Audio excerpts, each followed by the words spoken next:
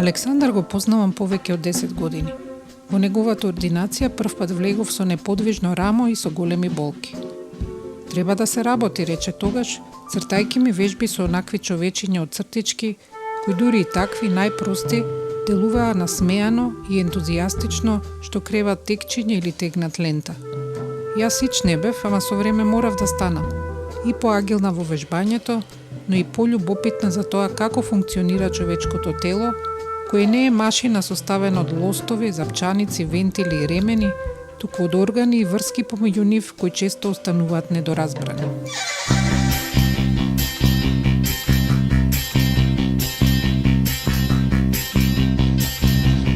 Јас сум Илина Јакимовска. Во оваа епизода од подкастот Обични луѓе ќе зборуваме за еден фасцинантен, на крајно потценет орган – фасцијата, од чија состојба зависи нашето физичко, но и нашето емоционално здравје.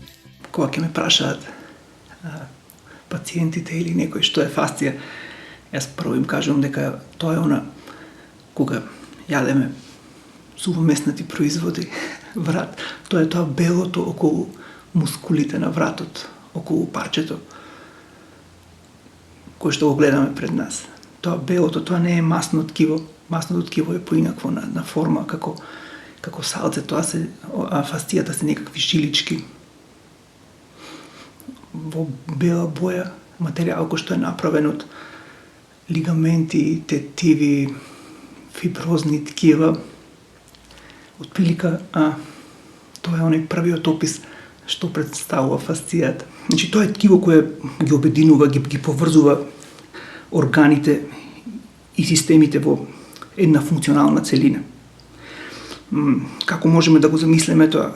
Тоа може да биде како, можеме да го замислиме како рибарска мрежа, која што е потопена во морето, тенка по структура, бескрајна, затегната, повеќе слојна, која обвива клетки и групи клетки, органи. На места се згуснува и се поврзува со обвивките на други структури, на места е густа и отпорна, и се во оваа мрежа е во некакво движење, бранување, истегнување и стегање или пак собирање. Тоа е човечкото тело, вкрадено во мрежа на фасција во која се движат течности, завршуваат капиларните садови, нервните завршетоци, рецептори, минуваат крвни и нервни патишта. Над зидот во ординацијата на Александар, освен она факултетската, се закачани голем број дипломи и лиценци. Постојаната едукација е неопходна во една динамична област како физиотерапијата, во која постојано се изнаоѓаат нови начини да им се помогне на оние кои имаат траума, скршеница, неподвижност, болка. Но еден од тие пристапи му отворил сосема нови хоризонти. За прв пат се соочив, за прв пат се сретнав со фасцијата на курсевите Јумеихо, кои што се ги водев тука кај сенсеј Христо Хаджикимов во Скопје. И отприлика за прв пат се запознав како може човечкото тело да биде како една целина. На некој начин тука се промени мојот поглед на човечкото тело во насока на гледање на телото како целина, а не како некакви кинетички лостови. Може да објасниме што е Јумеихо за слушателите? Јумеихо е јапонска техника за работа на човечкото тело, која што самата техника и самата методика на Јумеихо е работа по меридијани. Ќе кажам понатаму дека меридијаните се совпаѓаат со фасцијалните ланци на телото, со фасцијалните ленти и линии. Во основа, ќе бидам краток за Јумеихото, во неколку реченици. Јумеихо прави некакви техники, мануелни техники врз телото, кои што го поттикнува парасимпатикус, делот на мозокот кој што ги забавува нервните процеси и го опушта телото. За понатаму во друга фаза се прави моделирање на телото преку техники,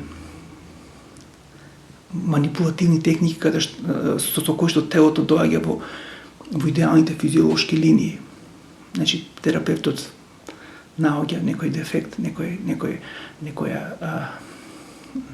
како да кажам, некој постурален проблем и преку техника телото го носи во идеалните физиолошки линии за идеално балансирано оптоварување на сите структури. Имаше интересни примери каде што после Јумеихо, кога гледаш дека преовладува парасимпатикус, луѓето се преопуштени. Тоа е како некоја трогичка која што се зема по природен начин. Таква опуштена што имаше примери, си заборава очио. Излегува, па се враќа. Затоа и моите совети беа во насока да 1 час. После ова немој да превземаш ништо, напи се чај. Стабилизирај се, нека спортистите го сеќаат тоа со преопуштеност. Не е добро да се прави Јумеихо пред такмичење 1 ден. Барем 2 дена, за да може телото да се врати тонусот, бидејќи телото е. Затоа на мене не си го ни пробал, ја после само на тоа ќе доаѓа. Нема да излезам од кај. Да, значи после тоа во 2018 година започнав курс во Бугарија кај Марија Јакоб. Таа е миофасцијарен тренер и инструктор, која што своето знаење го добила во Швајцарија, таму и живее. Конкретно со методот миофасцијал релиз по методиката на анатоми тренинг на Томас Мајер. И од тогаш сум веќе 3 модул на миофасцијал релиз. Има уште 2 модули, требаше уште едно, но одолани се направи 5-ти модул. И тука се запознав со тајните на фасцијата. Некако е необично што за орган како фасцијата, тродимензионален континуум на меко и густо фиброзно ткиво, кое може да зафаќа и до 1/3 од човечкото тело, не се учи ни во основно, ни во средно образование. Но изненадувањето е уште поголемо кога ќе се свати дека таа отсуствува дури од специјализираните медицински учебници. Во атосот по анатомија ја нема фасцијата. Тоа е една генијална мисла на Томас Мајер, кој што кога го прашале што е фасција, тој кажал се она што нема во атосот по анатомија. Да, и значи воопшто јас не сум сигурен за што е тоа така, можеби заради комплексноста на тој материјал. Заради незината неправилна распространетост, неправилна форма, не може да се нацрта. Не може да се илустрира. А од друга страна и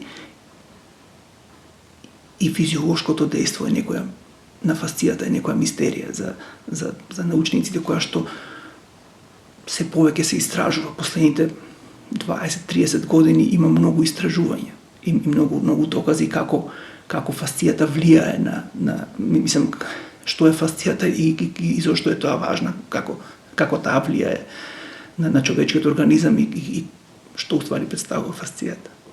Ќе кажам само еден пример. Значи, пример за фасцијата на срцето. Перикардитот. Се споменува многу. Значи, перикардитот, например, се спојува напред со фасцијата на градната коска, долу со диафрагмата, назад со фасцијата на рбетот, во која не може да се разликуваат премин од еден во друг фасцијален слој. На некој начин, на многу други места, фасцијата на внатрешните органи и мускулите, скелетната фасција, како и централниот Тоа пак фасцијален слој се спојуваат со мускулно-скелеткиот слој. Некои истражувања велат дека телото е една голема фасција во која домуваат органите, мускулите, коските, жлездите и нервите. Фасцијата представува еден голем рецепторен орган. Така што таа е сензибилен орган. Таа ги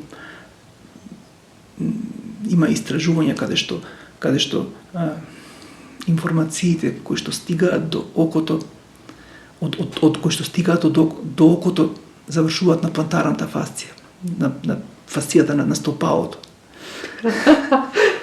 Да.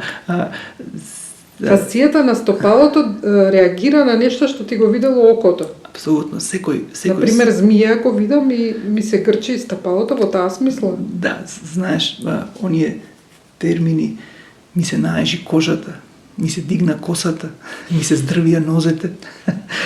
Тоа се термини кои што кажуваат како фасцијата преку сензорните органи влијае на нашиот организам. Како емоциите влијаат на нашиот организам. Се зборува дека фасцијата е филозофијата на телото. Некои научници кои што истражуваат фасцијата кажуваат дека таа е и она што го викаме ние, душата на телото. Многу емотивни, физиолошки процеси, биохемиски процеси се случуваат во фасцијата. Ако веќе фасцијата е толку битен орган, како можеме подобро да ја негуваме, да ја го посветиме должното внимание? Советите на Александар одат контра доминантниот наратив за напорното вежбање како единствено продуктивен начин на физичко јакнење на организмот. Преголемото напрегање може да има дури и контраефект. Запознајте го стомачниот мускул обликус и како оштетувањето на неговата фасција може да доведе до болки во рбетот. Зошто седењето на компјутер е тешка физичка работа. Значи има работи кои што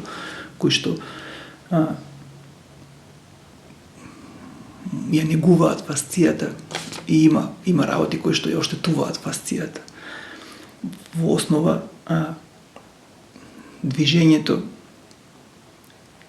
емоциите и храната се битни елементи за тоа во каква состојба е фасцијата.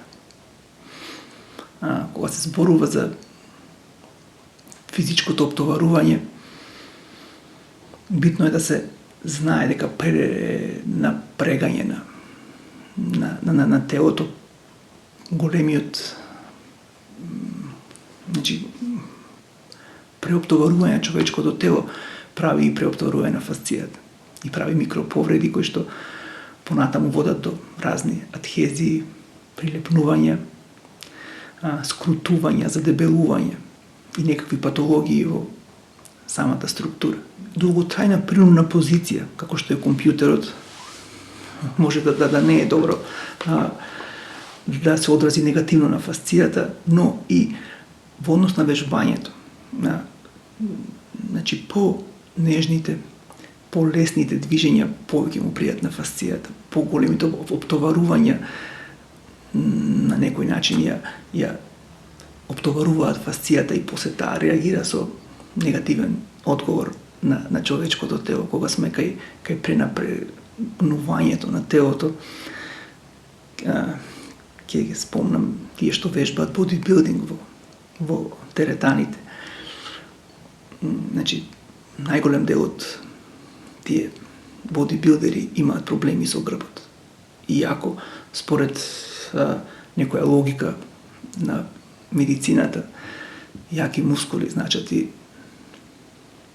јака постура, јак грб, но во основа, пример, ќе кажам, стомачните мускули. Стомачните мускули, тие плочките што се прават на стомахот, тоа се фасциите на фасцијата на еден мускул кој што се вика обликус. Тоа е трансверзален стомачен мускул и поминува трансверзално од напред по стомачниот зид. За да се истакнат тие плочки, тие што вежбаат треба да направат многу вежби, многу да ги оптоварат стомачните мускули за да постигнат некој резултат и на таков начин прават оптоварување на фасциите на тој мускул обликус. А фасциите на тој мускул се од задната страна поврзани со торако-умбалната фасција. Тоа е фасцијата на умбалниот трпет. И автоматски тука се прави некое напрегање кое што понатаму дава некакви сигнали до мозокот на неправилни сигнали и за мозокот тоа е некој неправилен процес. На крајот завршува со болка.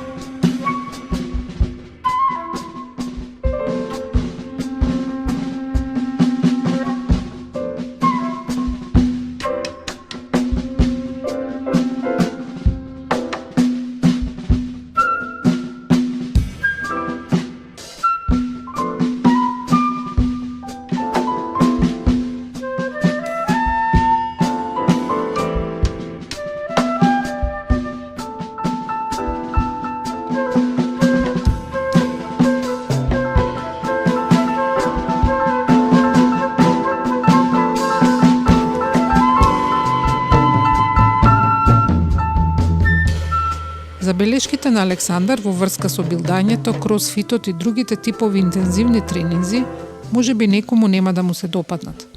Но затоа пак нам, на лежерните вежбачи, неговите ставови ни доаѓаат како одлична утеха. Но не само вежбањето, битно е и психолошкото здравје, вели тој. Знаеш, многу е важно вежбањето и тренингот да бидат пријатни. Се повеќе и концептот на тренинг, дури на професионалците, не е напорно вежбање до исцрпеност, кое што понатаму прави контраефекти. Тренингот треба да биде лесен, да биде пријатен и тоа колку кажуваат и големите стручњаци кои што занимаваат во таа област. И во основа за добро изфајано тело не се важни само вежбите, важна е и храната, доволно течности. Па на крајот, ако фасцијата е некој толку орган кој што интегрира се и спојува емоции, физиологија и тело, тврди структури, многу е битна и мислата, битни се емоциите. Ако сме поминале половина живот без многу да размислуваме за своето здравје, во лошо држање со неправилна исхрана и погрешно вежбање, дали тоа значи дека фасцијата е непоправливо оштетена? Што може физиотерапијата да направи во оваа смисла? Фасцијата е динамична и трпи промени и, како што кажав, во таа теорија со фибропластите, таа има можност да се обновува. Само треба правилно да се насочи. Она што рековме, здрава храна, умерени движења и нежни движења, доволно количество вода, добри емоции, доволно сон. Во физиотерапијата и решавањето на болките на човечкото тело, зглобови и јрбет, фасцијата е важна заради тоа што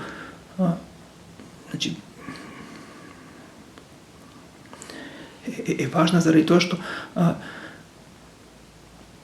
неравномерното оптоварување води до некаква тензија, која што завршува врз некој зглоб, врз некоја структура, се карактеризира со адхезии, тоа се слепнување на фасциите, задебелување, скрутување и појава на болка.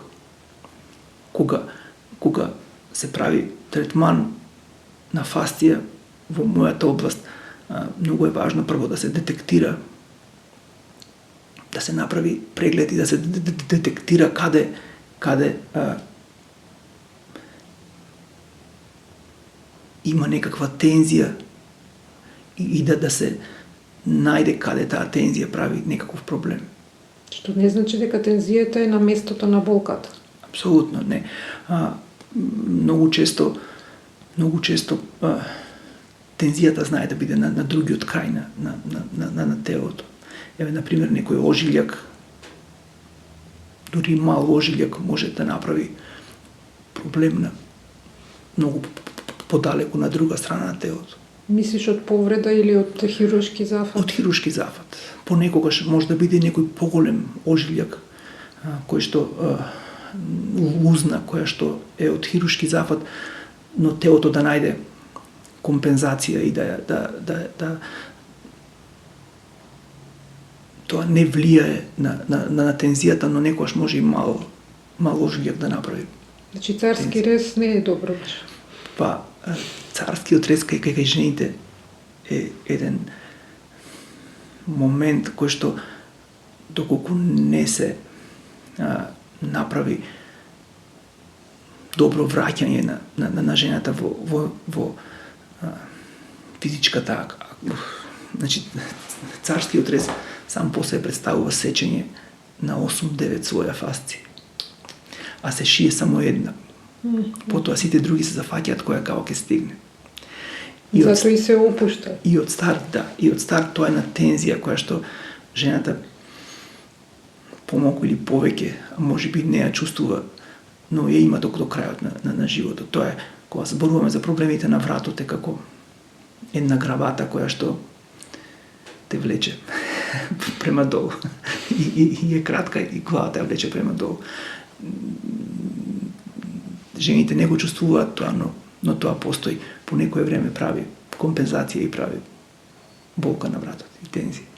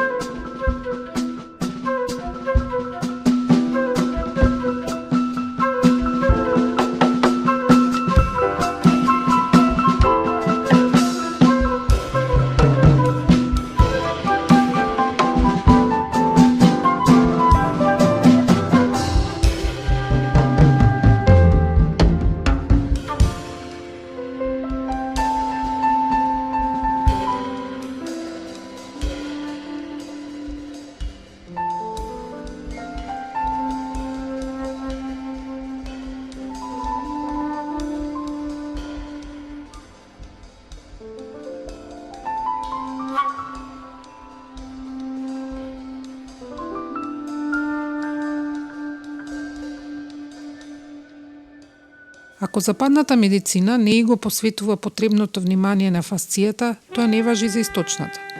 Според истражување од 2002 година, точките за акупунктура долж енергетските меридијани на кинеската медицина се поклопуваат во 80% од случаите со фасцијалните точки. Но во сосема поинаква област од медицината, архитектурата, постои концепт кој е многу близок до структурата на фасцијата. Тенсегритет е комбинација на два збора: тензија, напнатост, влечење и стегнување, и интегритет, обединување, целина. Терминот е создаден во средината на минатиот век од архитектот и футурист Ричард Бакминстер Фулер, а означува затворен структурен систем составен од 3 или повеќе потпорни елементи кои не се допираат еден со друг во мрежа што ги поврзува. Притисокот во било која точка од овој систем ја менува неговата форма без да го наруши, но губењето дури на еден од приклучоците доведува до негово уништување. Ова е основа на биотенсегритетот, нов модел на размислување во врска со функционалната анатомија, која објаснува зошто траума или лезија на едно место во телото последователно создава болка на сосема друго место. Уште колку време ќе пројде пред фасцијата да го добие заслуженото место во анатомските атласи и да го промени начинот на кој се справуваме со болката. Што би рекол Александар, треба да се работи.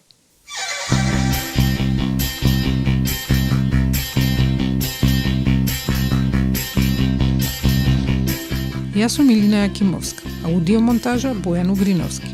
За фотографии и целосен транскрипт посетете ја нашата страница обичнилуѓе.мк. Ако епизодава сте ја слушале на компјутер, веднаш станете и направете неколку истегнувања. Фасцијата ќе ви биде благодарна.